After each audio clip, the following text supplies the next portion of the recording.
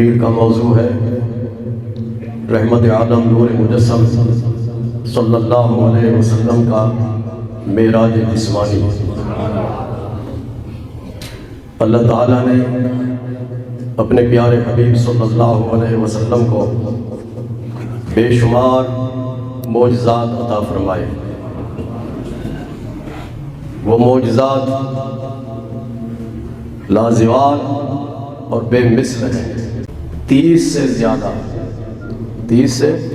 زیادہ حضور صلی اللہ علیہ وسلم کو معراجیں عطا کی گئی۔ ان تمام معراجوں میں صرف ایک معراج ہے جو کہ جسمانی ہے، باقی تمام معراجیں روحانی ہیں۔ ایک معراج جسمانی ہے اور باقی معراجیں روحانی ہیں۔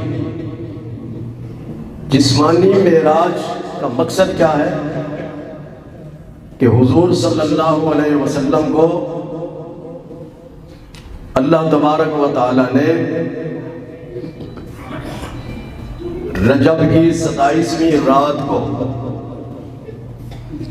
لامکان پہ بلایا۔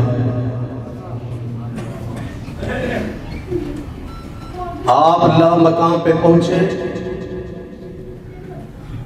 اپنے اس جسم مبارک کے ساتھ، صرف روح نہیں پہنچی، اپنے جسم پاک کے ساتھ وہاں پہنچے اور سر مبارک کی ان آنکھوں سے رب کا دیدار کیا۔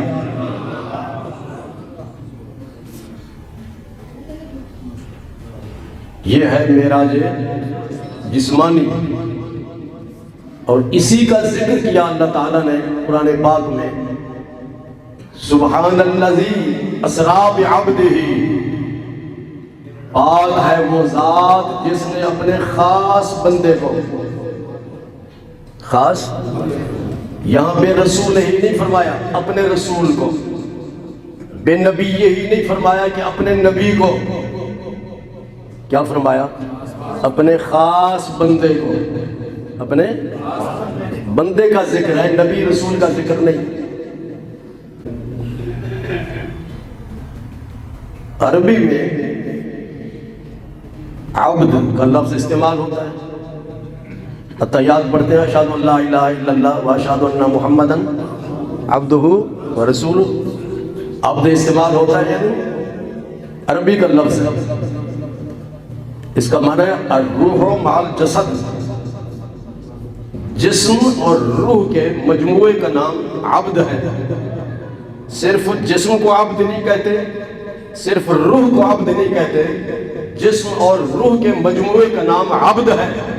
تو اللہ تعالیٰ نے اس سبحان الذی اسریٰ بعبدہ کے لفظ سے قیامت تک آنے والے تمام لوگوں پر یہ بات واضح کر دی کہ 27ویں رجب کو اللہ تبارک و تعالیٰ نے اپنے محبوب کریم صلی اللہ علیہ وسلم کو جو لامکان پہ بلایا، تو آپ کی صرف روح نہیں تھی بلکہ جسم پاک بھی آپ کا وہاں موجود تھا۔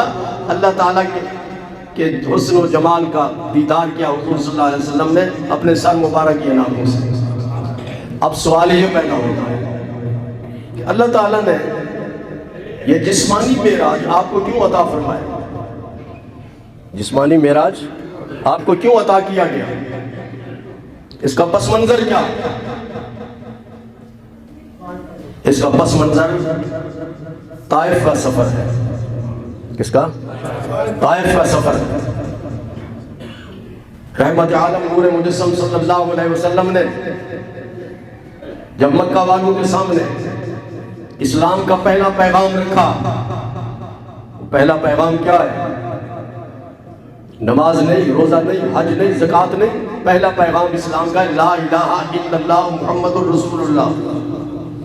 اللہ کے بغیر اس کائنات میں کوئی سچا خدا نہیں۔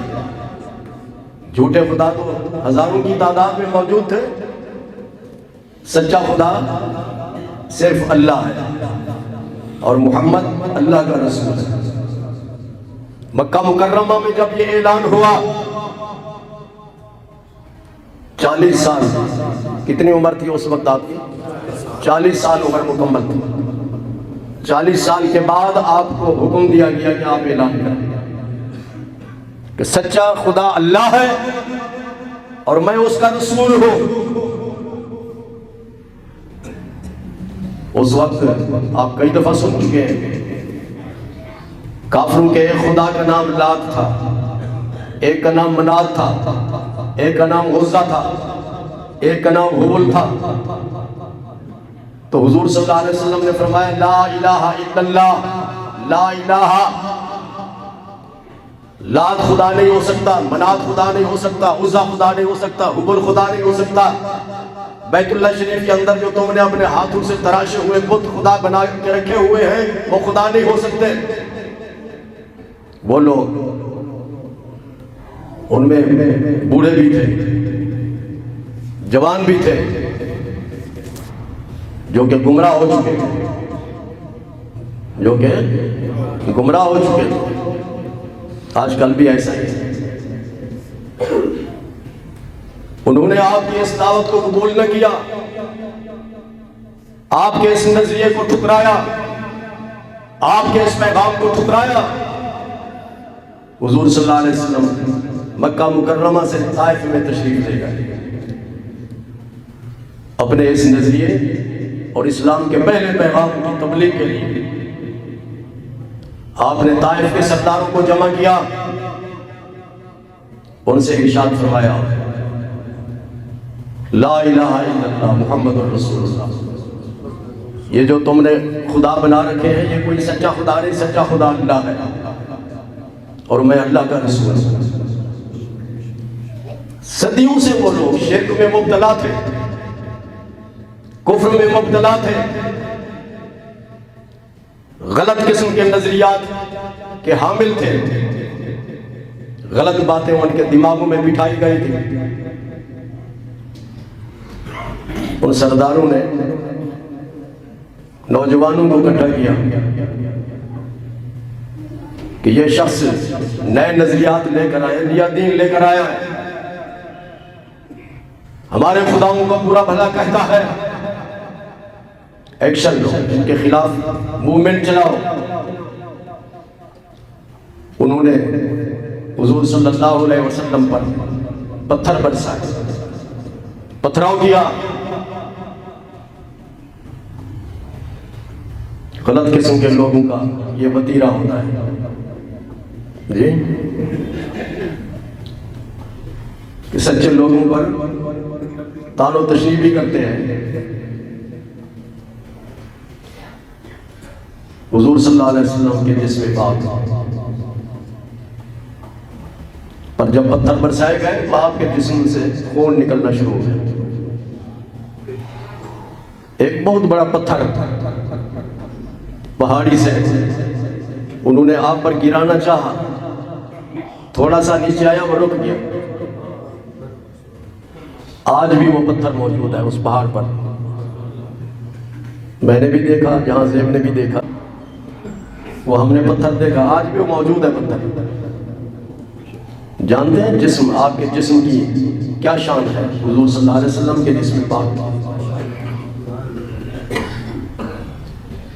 آپ کے جسم سے جو پسینہ نکلتا تھا اس کی خوشبو کستوری اور عنبر سے بھی اچھی تھی.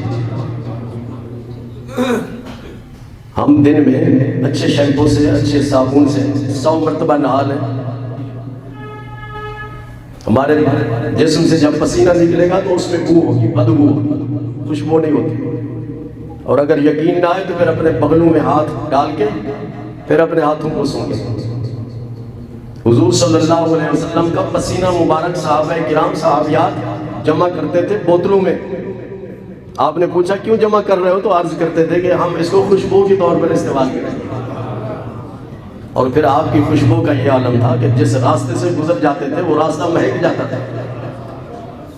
جب حضور صلی اللہ علیہ وسلم کہیں تشریف لے جاتے تھے اور کسی صحابی نے آپ سے ملنا ہوتا تھا، کچھ لوگ یہاں پہ آتے ہیں مجھے ملنے کے لیے اس مسجد میں، یہ شاہ صاحب آئے کشمور سے، ان کا مدرسہ ہے بہت بڑا، رجب کے مہینے میں بیٹھے رجب کے مہینے میں عام طور پر لوگ زکوٰۃ نکالتے ہیں۔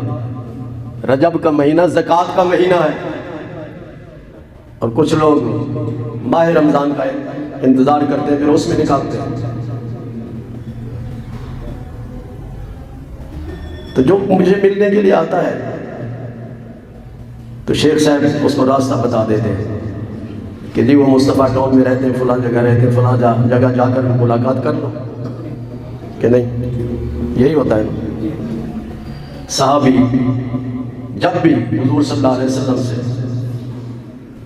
ملنے کا ارادہ کرتا تھا کہ میں نے سرکار کی خدمت میں حاضر ہونا ہے، اور گھر میں آپ تشریف فرما نہیں ہوتے تھے، تو آپ کے جسم پاک کی جو خوشبو تھی بڑی خاص قسم کی خوشبو تھی، تو ملاقات کرنے والا اس کسی سے پوچھتا نہیں تھا کہ حضور صلی اللہ علیہ وسلم کہاں تشریف لے گئے، آپ کی خوشبو کے پیچھے پیچھے چلا جاتا تھا، سرکار سے ملاقات ہو جاتا تھا۔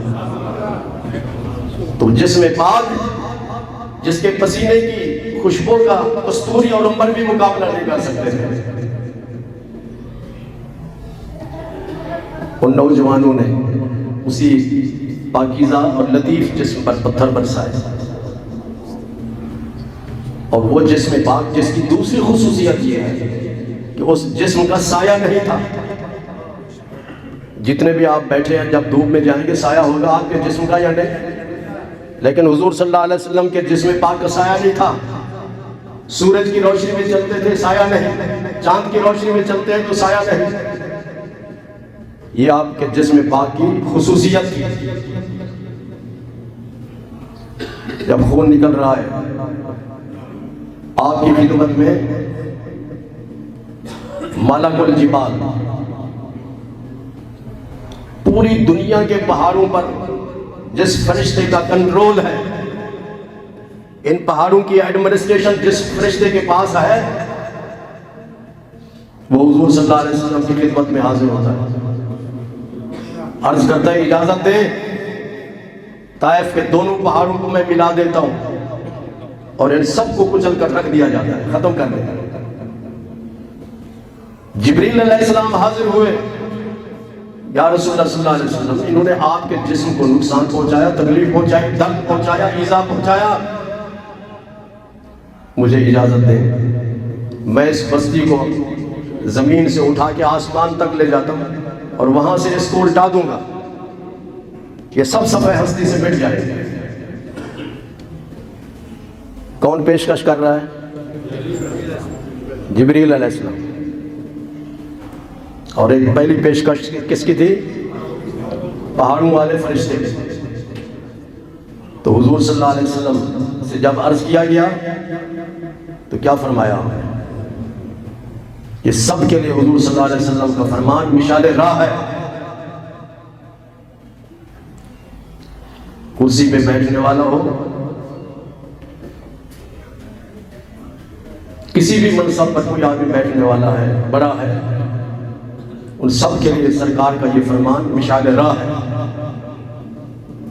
آپ نے ارشاد فرمایا انا لم ابعث لعانا انما بعثت رحمتا، کہ میرے رب نے مجھے عذاب کے لیے نہیں بھیجا،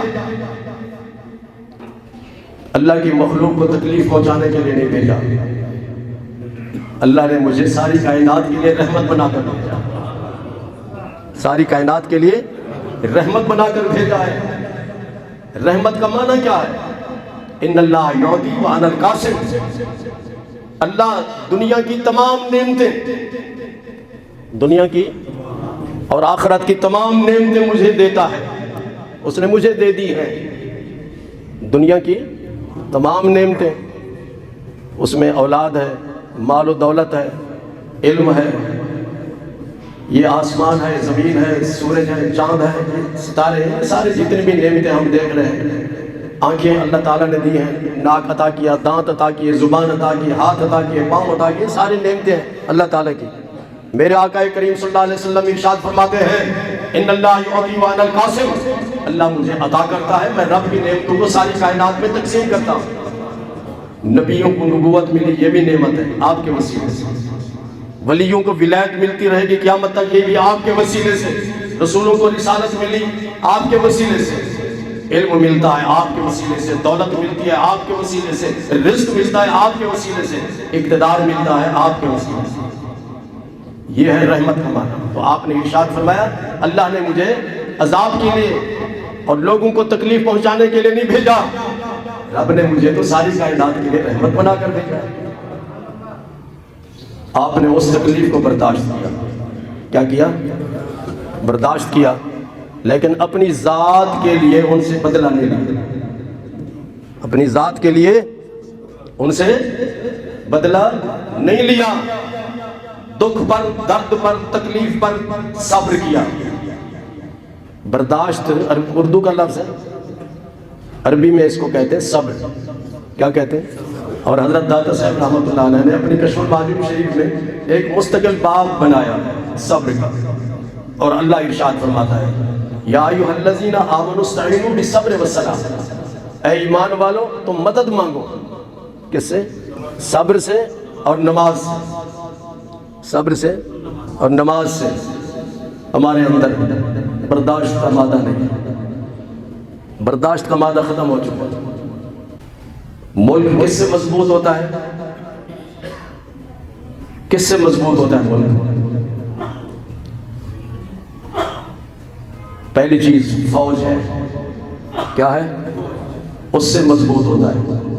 فوج مضبوط ہوگی تو ملک مضبوط ہوگا کہ نہیں؟ آپ نے اپنے گھر پہ سیکورٹی گارڈ رکھا ہے، سیکورٹی اگر مضبوط ہوگا تو آپ کا گھر محفوظ ہوگا کہ نہیں؟ اگر وہ کمزور ہوگا اور لوگ اس کے خلاف باتیں کرنے شروع کر دیں، جی آپ کا سیکورٹی گارڈ ایسا ہے ایسا ہے ایسا ہے، ویسے جھوٹی باتیں کمزور کرنے کے لیے۔ سیکورٹی گارڈ کمزور ہوگا تو گھر کمزور ہوگا، سیکورٹی گارڈ مضبوط ہوگا تو گھر محفوظ ہوگا۔ کچھ عرصے سے اندرون ملک بھی اور بیرون ملک بھی ہماری فوج کے خلاف نفرتیں پھیلائی جا رہی ہیں، اور خام خواہ کے لیے جھوٹے پروپیگنڈے کیے جاتے ہیں۔ فوج کمزور ہوگی تو آپ کا ملک کمزور ہوگا۔ حضور صلی اللہ علیہ وسلم نے اس موقع پر صبر کیا، کیا کیا؟ کہ تم صبر سے مدد مانگو، برداشت کرو اور نماز سے مدد مانگو۔ کسے؟ نماز سے مدد مانگو۔ ہمارے پاس بہت سارے لوگ آ جاتے ہیں کہ جی میرا کاروبار ٹھیک نہیں، دکان بھی ٹھیک چل رہی۔ جب ان سے پوچھیں مولانا ذوالفقار صاحب کہ نماز پڑھتے ہو تو حمزہ کیا کہتے ہیں؟ کبھی کبھی پڑھتے ہیں۔ کیا کہتے ہیں؟ کبھی کبھی پڑھتے ہیں، تو پھر پیسے بھی کبھی کبھی ملتے ہیں۔ نماز کی پابندی کرو، قرآن کہتا ہے کہ صبر سے مدد مانگو اور نماز سے مدد مانگو۔ حضور صلی اللہ علیہ وسلم نے طائف کی اس سرزمین پہ صبر کا مظاہرہ کیا، اپنے دشمنوں سے بدلہ نہیں لیا، جس کا نتیجہ یہ نکلا کہ آپ وہاں سے تشریف لائے مکہ مکرمہ۔ تو اس وقت اللہ تبارک و تعالیٰ نے حضرت جبریل علیہ السلام کو پیغام دیا۔ کیا پیغام دیا؟ اور وہ پیغام کیا تھا؟ ان اللہ اشتاق الی لقائک یا رسول اللہ۔ اللہ چاہتا ہے، اللہ یہ نہیں کہ آپ چاہتے ہیں، اللہ چاہتا ہے کہ لا مقام پہ تشریف لائیں اور میرا دیدار کریں۔ آپ نے وہ جو صبر فرمایا، اس صبر کے نتیجے میں اللہ تعالیٰ نے آپ کو معراج جسمانی عطا فرمایا۔ تو معراج جسمانی کا پس منظر کیا ہے؟ جی طائف کا سفر اور صبر مصطفیٰ۔ دنیا میں کسی بھی نعمت کو حاصل کرنا ہو تو صبر، برداشت اور نماز کی پابندی، نماز کی پابندی۔ کچھ لوگ مجھ سے پوچھتے ہیں کہ جی ہم ووٹ کس کو دیں؟ ووٹ آنے والے ہیں جمعرات کو، ووٹ کس کو دیں؟ تو یہ بات یاد رکھو، ہم غیر سیاسی لوگ ہیں، ہمارا کسی سیاسی جماعت کے ساتھ، کسی سیاسی آدمی کے ساتھ کوئی تعلق نہیں ہے، لیکن اسلامی نقطہ نظر کو بیان کر سکتے ہیں۔ قرآن پاک میں تؤد الامانات الی اہلہا، ووٹ امانت ہے اور ووٹ گواہی ہے۔ کیا ہے؟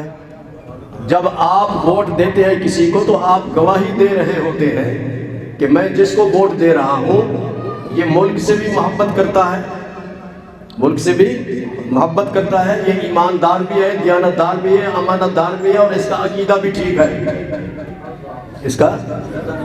تو ہمیشہ یہ بات یاد رکھیں کہ ملک کے موجودہ حالات کے پیش نظر اسے ووٹ دیں جو پاکستان کے ساتھ محبت کرتا ہو، پاکستان کو مضبوط کرنا چاہتا ہو، اپنی فوج کو مضبوط کریں، اور ایسے آدمی کو دیں جو ایماندار ہو، دیانتدار ہو، امانت دار ہو، اس کا عقیدہ بھی درست ہو، صرف عقیدہ درست نہیں، اس کا عمل بھی درست ہو۔